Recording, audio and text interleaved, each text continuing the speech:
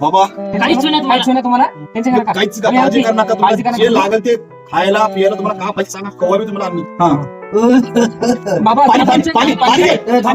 पाणी घे बाई.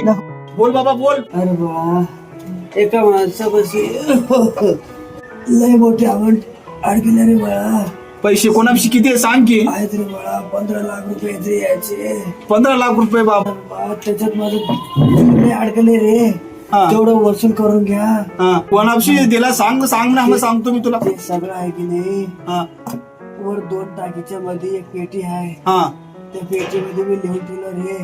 हा तेवढं घ्या रे बाळा.